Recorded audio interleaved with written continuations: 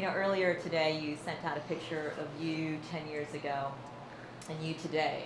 When you look back at that guy 10 years ago, how would you describe him?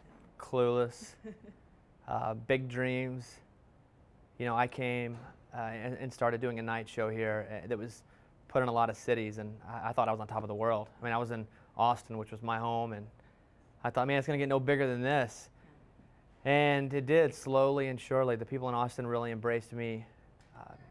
Over the years, it's really been a great run, and I really do owe it all to the people here, because had we not been successful at night, I would have never been able to be successful in the morning. I would have never been able to syndicate the show from Austin. We were the only national syndicated show from Austin. I mean, they move people away to syndicate shows. They don't leave people here. And for me, it was really thrilling. And I mean, it's, you know, as we move now, it's really the bitter part of this entire thing is having to leave home.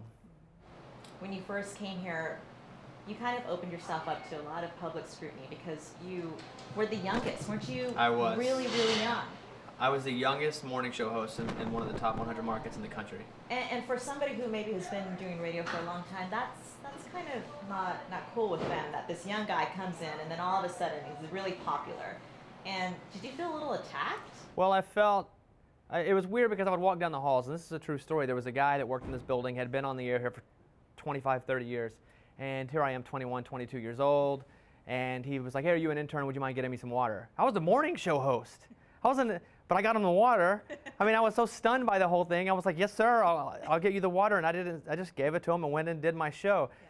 So, you know, to me at the time, it was just what I was. I didn't think much of it then. As I look back at that, I'm able to really appreciate the fact that, you know, I was 21, 22, and I did show up to work every day. And that's one of the more important things that I tell people now is, you can be funny, you know, but it's all about your work ethic first, and actually showing up and having the desire to do it.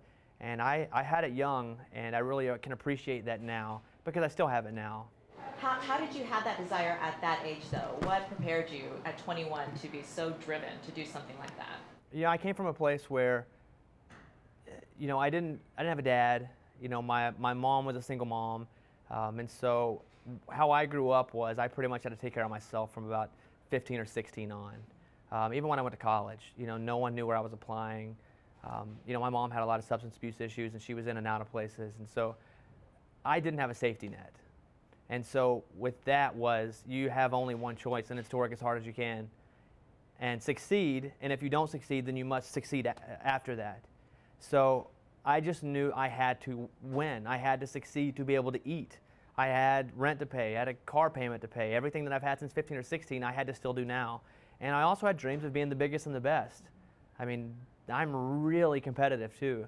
So those two things, the have to and the want to, I think made a kid that my therapist over the last 10 years has really loved to have in her office. I've made my therapist a lot of money. You've grown.